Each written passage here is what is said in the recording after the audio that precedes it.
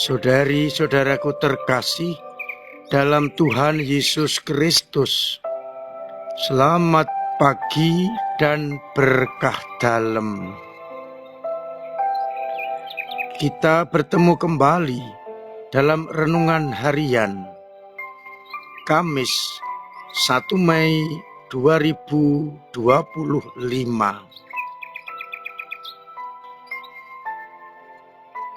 Kita berada di awal bulan Mei, bulan untuk menghormati Bunda Maria. Seperti biasa, kita mendasarkan permenungan kita pada bacaan Ekaristi hari ini. Bacaan pertama dari Kisah Para Rasul bab 5 ayat 27 sampai 33.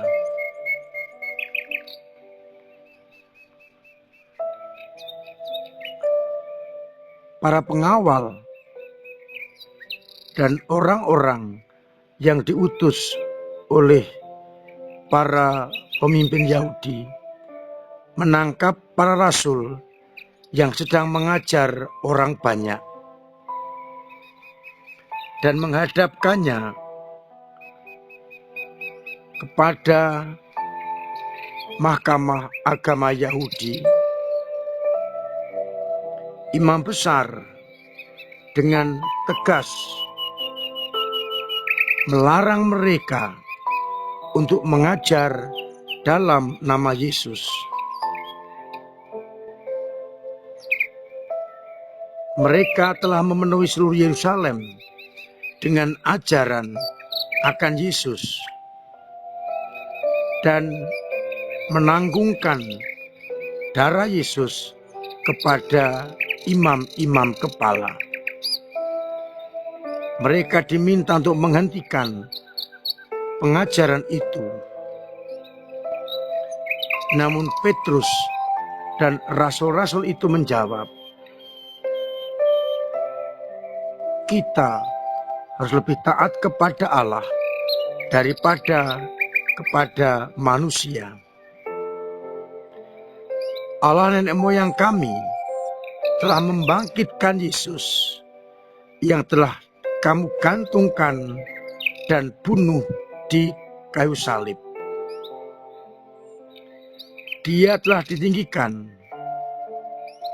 dan Ia telah diangkat oleh Allah menjadi pemimpin dan juru selamat.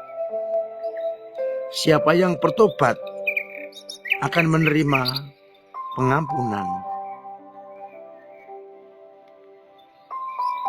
Kamilah saksi dari semuanya itu.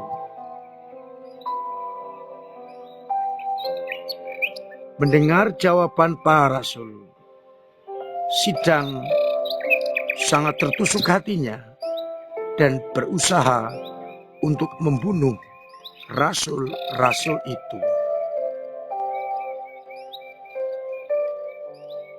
Dari bacaan Injil, dari Injil Yohanes bab 3 ayat 31 sampai 36.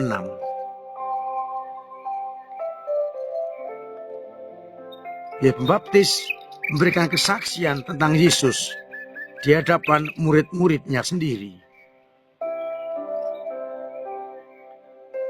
Barang siapa datang dari atas, di atas semuanya.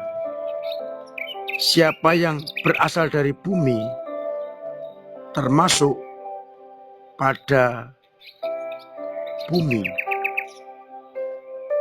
Siapa yang datang dari surga, ada di atas semuanya. Yang memberikan kesaksian tentang kebenaran, yakni apa yang dilihatnya dan apa yang didengarnya. Dan barang siapa mendengar kesaksian itu, ia mengakui bahwa Allah adalah benar. Siapa yang diutus Allah, dialah yang menyampaikan firman-firman Allah.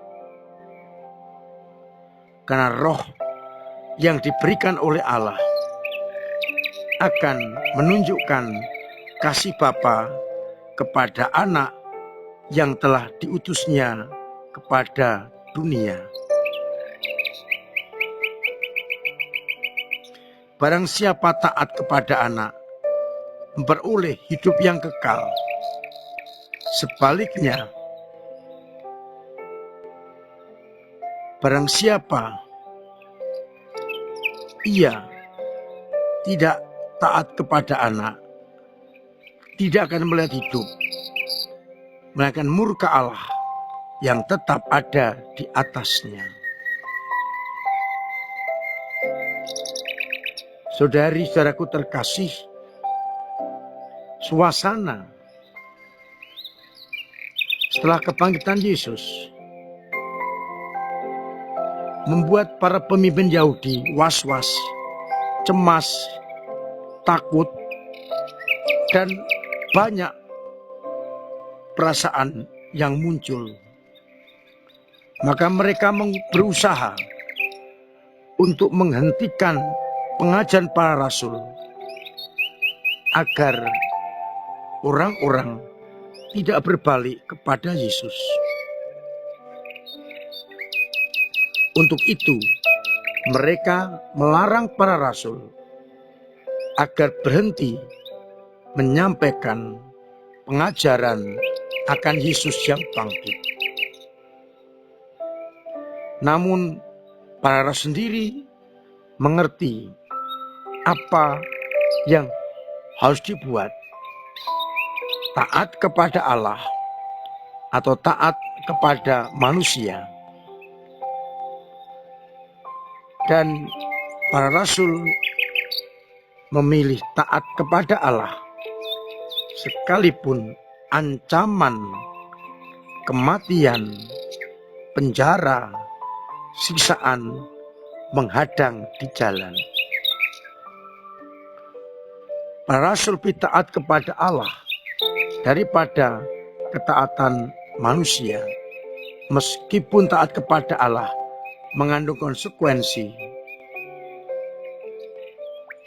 kematian, penjara, siksaan. Taat kepada manusia akan mendapatkan pelepasan dari tekanan-tekanan itu. Namun para rasul memilih taat kepada Allah. Meskipun konsekuensinya tidak ringan.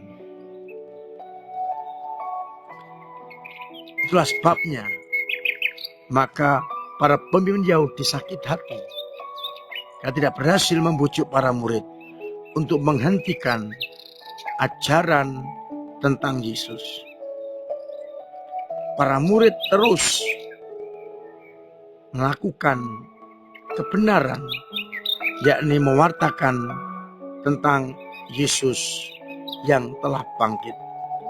Meskipun tantangan dan konsekuensinya tidak ringan. Dari bacaan Injil semakin tegaskan bahwa Yesus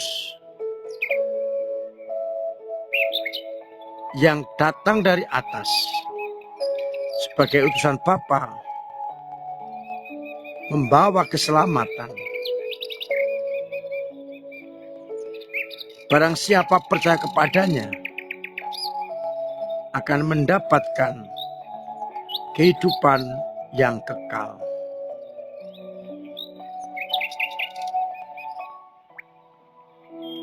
Siapa mengasihi anak, ia telah menyerahkan hidupnya kepada anak. Dasar pijakan juga sang anak.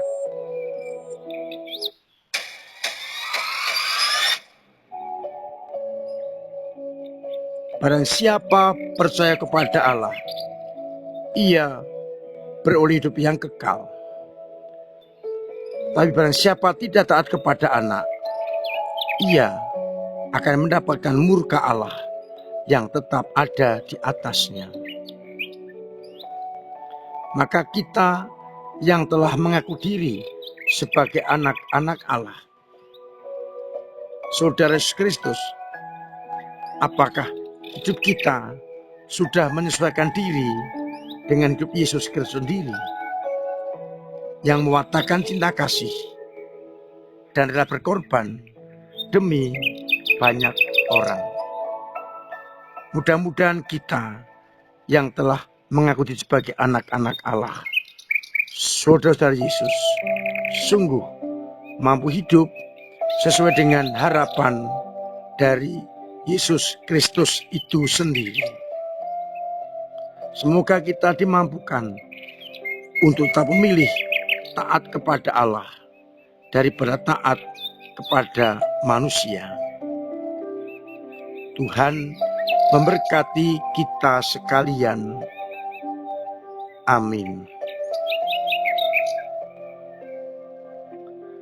Marilah kita berdoa.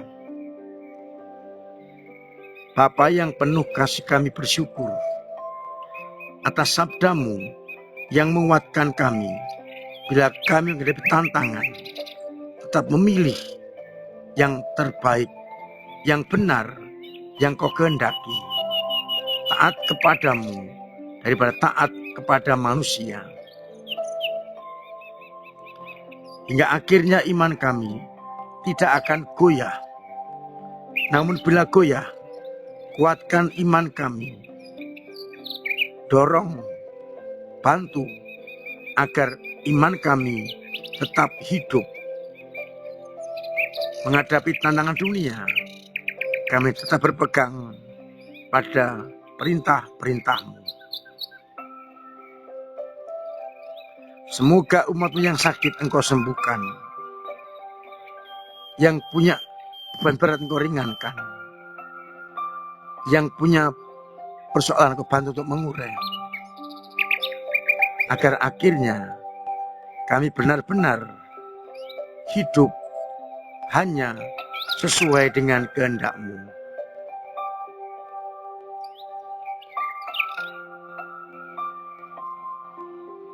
Untuk itu, sertai kami dengan berkat-Mu sendiri, Bapa dan Putra dan Roh Kudus. Amin.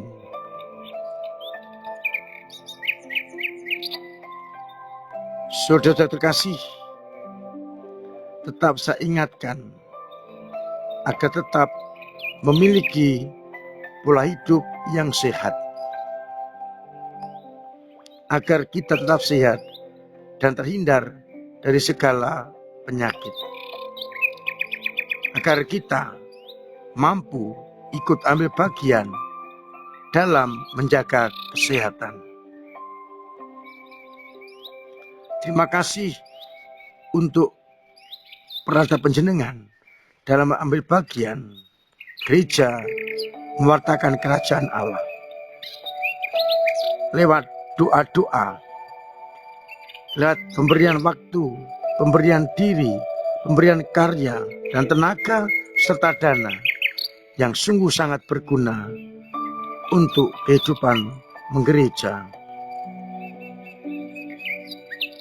Biarlah akhirnya gereja semakin berkembang dalam membangun dunia yang benar.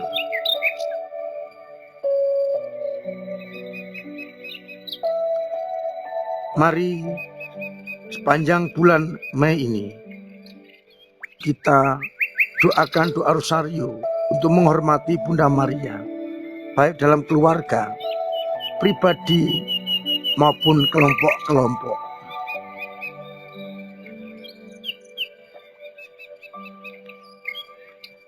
Saya mengingatkan Sabtu dan Minggu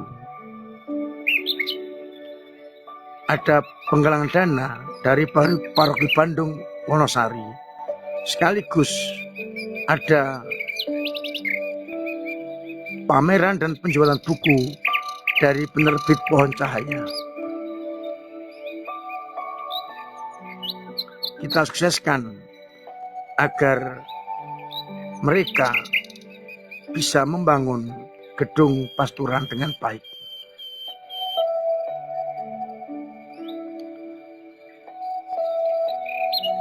Akhirnya saya bisa selamat pagi, selamat merenungkan, salam sehat, Tuhan memberkati.